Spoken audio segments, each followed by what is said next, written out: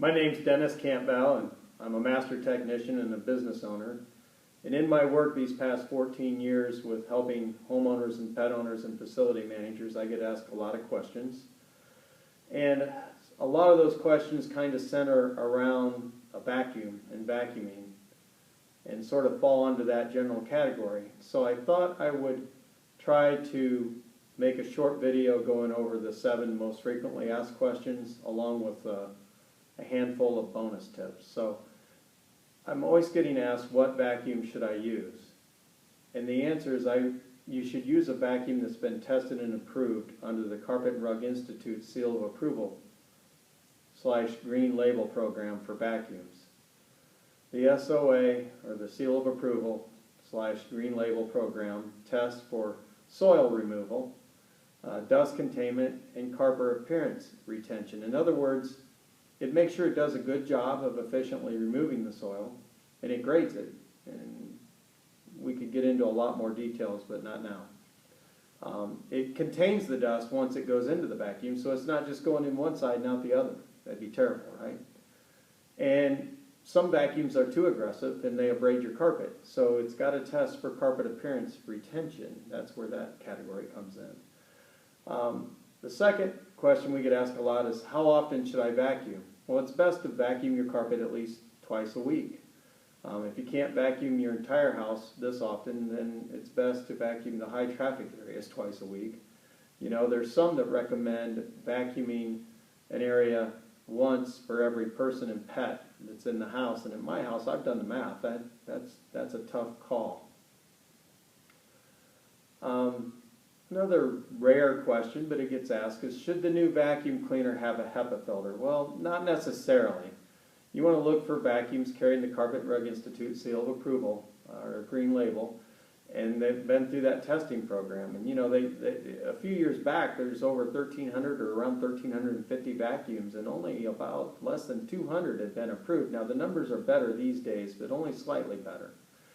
And there's reasons for that. Many vacuums in the CRI Seal of Approval or Green Letter program are not HEPA filter units, yet they're very effective at dust containment. HEPA filters may add to additional cost to the overall operational cost of the vacuum. Personally, being an old clean room guy, I worked in clean rooms for 20 plus years. I like HEPA filters. I understand how they work, and I think they're worth the money. So that's just my personal preference. So I'm always getting asked, what do you think of fill in the blank vacuum sweeper? It could be almost any name, brand name you can imagine. And again, the answer is use a vacuum that's been tested and approved under the Carpet and Rug Institute Seal of Approval program or the Green Label program for vacuums. This program tests for soil removal, dust containment, and carpet appearance and retention. In other words, is it good for your carpet and does it do a good job, and is it efficient at what it does? And there's many popular brands that have unique appeal, and they have really good marketing programs. For me as an engineer, they really appeal to me, but they're not really great for your carpet. In fact, if you were to go answer the phone and leave that thing running on your carpet, it might actually eat a hole right through the brand new carpet. I know a lady that's done that not once but twice with her vacuum, and I won't mention the brand here, but it's very popular. Some people have wool carpet. It's not as popular as it used to be. But so the question that gets asked is, should I use a beater bar when I brush, when I vacuum? And for carpets and most synthetic rugs and that type of thing, absolutely you want the beater bar.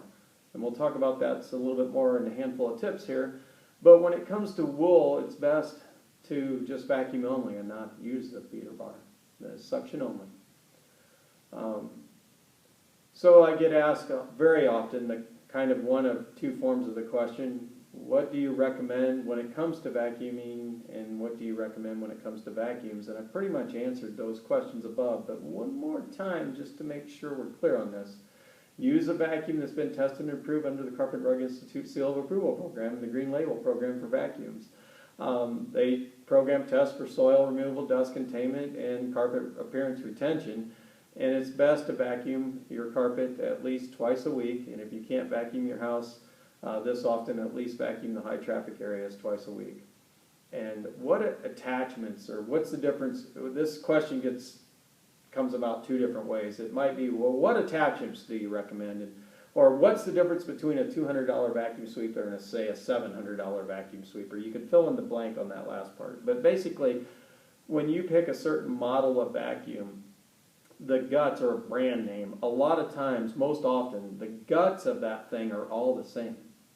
And the difference between a $200 and maybe a $500, $600, $700 or more vacuum is the attachments. Now, if you like your house nice and neat and tidy and you want to keep it that way, I do recommend a crevice tool. Kind of goes on the end of a hose, and you would use that along the edges of walls, maybe on the edges of steps would be great places for this. And they come in handy just vacuuming down in teeny tiny places where the vacuum's not going to fit.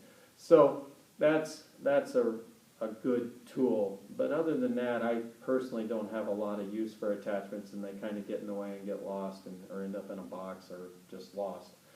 Bonus tip, vacuum roller brushes. These things wear out with time and use, and the amount they wear out is like microns, but it makes all the difference in the world, and they should be replaced from time to time. And a quick, simple visual for you is when it's not picking up small strands of fiber or thread, often the brush is worn, and you can replace it. The replacements are readily available, and they're typically in the $25 range. And it often seems like you got a brand new vacuum sweeper, so how cool is that? Literally, I've been in a number of homes where they're like, man, the spots just, I can't keep up with them. And literally, we'll take our vacuum and more than half the spots go away. We know they need to replace their roller brush. And we try to advise them as such, but I promise you, it's just something you got to pay attention to if your vacuum's more than 2 years old. With our professional vacuum sweepers, we make sure those brushes get replaced at least once a year. Bonus tip number 2. When should you not have to vacuum? That's a great question, right? When you hire a professional carpet cleaner, you should not have to vacuum. There's a lot of reasons for that, and I don't think there's time in this video to digress into that. But they're supposed to vacuum, and they're supposed to use a Carpet and Rug Institute seal of approval vacuum, and it's supposed to be properly maintained. And that kind of summarizes something we could get into more details on. Bonus tip number 3 is beware of cross-contamination. You got to be careful. If you had, say, bed bugs, and you used a vacuum in, say, Johnny's room, and now you go somewhere else, you can transfer those things from one side to the other. Likewise with fleas and all kinds of little microorganisms. So just be aware of it. And if you were to get into something especially nasty, that thing should be thoroughly cleaned and decontaminated before you just take it from one side of the house to the other, because you can actually spread things. So just be aware of cross-contamination. And lastly, the thing I'd just like folks to maybe know, I'm an engineer by trade, and physics and math and all that stuff's really cool to me, but most of what looks really, really cool when it comes to vacuums and the demonstrations and some of the marketing, a lot of those demonstrations you see on the commercials for vacuums are just simple engineering tricks. For example, a vacuum holding a bowling ball would be a simple engineering trick. So that's it. I hope this helps a little bit. I hope this reaches a lot of people and they pick up the piece that they need for them to kind of, get that piece of life handled and move on. Dennis Campbell, president at Chem-Dry of Allen County and Noble LaGrange Chem-Dry, where we clean for your health like no one else can, and I'm your healthy home authority. Make it a great day, or should I say, make it a clean day. God bless.